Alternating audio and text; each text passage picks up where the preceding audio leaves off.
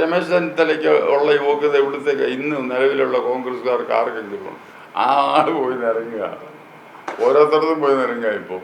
എന്നിട്ട് പറഞ്ഞോളൂ ഞാൻ ഐക്യം, ഇവിടെ ഐക്യം. ഈ സതീശനെതിരെയാണ് ഇപ്പോൾ ഈ രണ്ട് വിഭാഗങ്ങൾ ഒരുമിക്കുന്നത്. ആ സതീശൻ വിഷയത്തിലാണ്. അതിലൊരു രാഷ്ട്രീയം പുറമേ നിൽക്കുന്നവർക്ക് കാണത്തില്ലേ? കാരണം സതീശൻ ഇത്തരത്തിൽ വർഗീയതകളോട് കൂട്ടുകൂടില്ല എന്നൊക്കെ പറഞ്ഞ് പുറത്ത് പ്രതികരണങ്ങൾ നടത്തുന്ന ഒരു ഘട്ടത്തിലാണ് NSSഉം SNDP നേതൃത്വവും ഒരുമിക്കാൻ സതീശനെതിരെ വിമർശനം. കോൺഗ്രസ്സുകാരെ നിശ്ചയിക്കേണ്ട കാര്യമാണ്. ഈ സതീശൻ എന്ന് പറയുന്ന ആളിനെ അഴിച്ചു വിട്ടിരിക്കുക കോൺഗ്രസ്. പറഞ്ഞു മനസ്സിലാക്കുക. അദ്ദേഹത്തിന് ഇത്തരം നയപരമായ കോൺഗ്രസിൻ്റെ നയപരമായ വിഷയങ്ങൾ അഭിമുഖീകരിക്കാൻ എന്ത് അവകാശമാണുള്ളത്? ഇവിടെ ഒരു കോൺഗ്രസ് പ്രസിഡന്റ് ഇല്ലേ?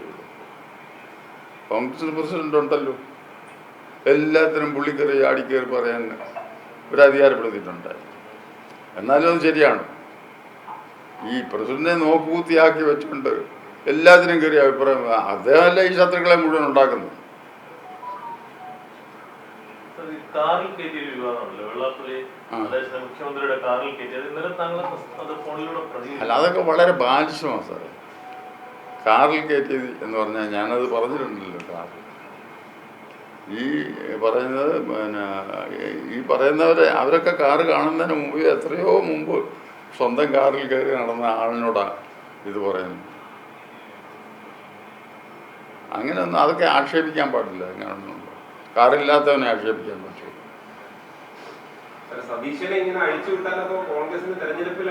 അടി കിട്ടും, ഒരു സംശയമില്ല.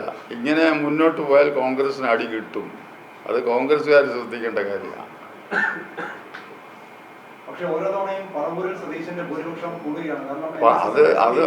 അത് നിങ്ങൾ മനസ്സിലാക്കണം.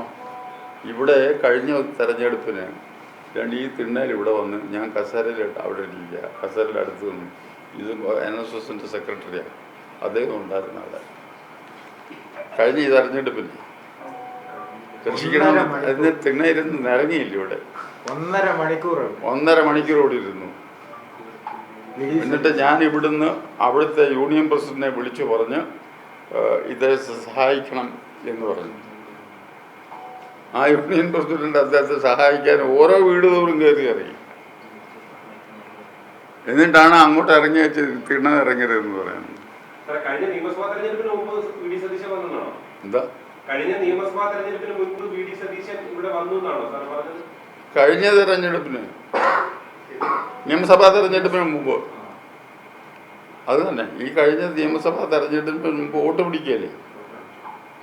കഴിഞ്ഞ തെരഞ്ഞെടുപ്പിൽ ജയിക്കാൻ വേണ്ടി വോട്ട് പിടിക്കുകയല്ലേ. ആ കൂട്ടത്തിൽ അദ്ദേഹം ഇവിടെ വന്നെന്നാണ് പറഞ്ഞത്.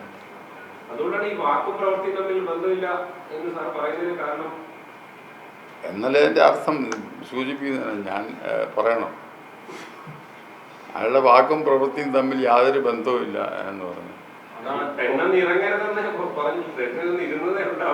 എന്താ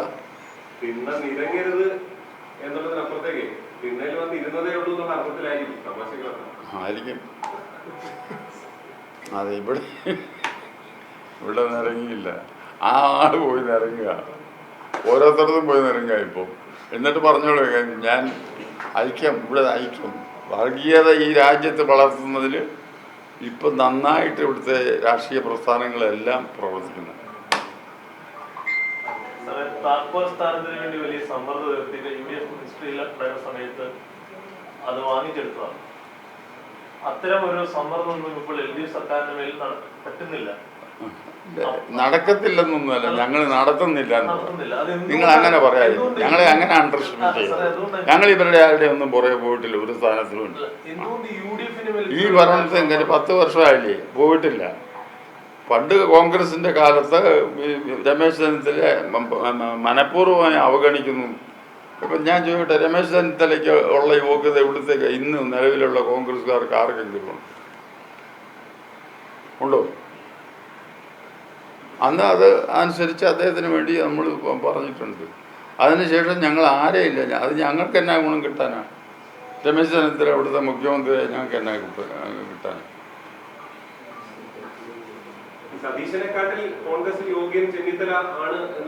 അതൊന്നും ഞാൻ അവരാരും യോഗ്യരല്ല. ഇപ്പോൾ വരാൻ പോകുന്നത് എന്നാന്ന് കണ്ടറിഞ്ഞു. എന്താ അതൊക്കെ ഈ തരത്തിലാണ് കയ്യിലിരിപ്പെങ്കിൽ അത് അതിൻ്റെ ഫലം അനുഭവിക്കും. അഹങ്കാരം മനുഷ്യന് വേണം. അത്ര കണ്ട് അഹങ്കരിക്കരുത് ഒരു നേതാക്കന്മാരും.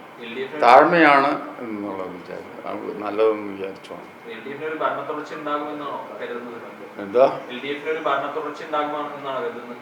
എന്നൊന്നും ഞാൻ പറഞ്ഞില്ലല്ലോ. ഇനി നിങ്ങൾക്കറിയാമോ ഇലക്ഷന് ഇപ്പം പറയുന്നു കോൺഗ്രസ് വലിയ ഭൂരിപക്ഷത്തോടെ ജയിക്കുന്നു, LDF ആണെങ്കിൽ LDF വളരെ പിന്നിലാണെന്ന് പറയുന്നു. ഒരു സ്പാർക്ക് മതി. അറിയാം, 24 മണിക്കൂറിന് മുമ്പ് ഒരു സ്പാർക്ക് ഉണ്ടായാൽ മതി, ഇലക്ഷൻ്റെ ട്രെൻഡ് മാറും.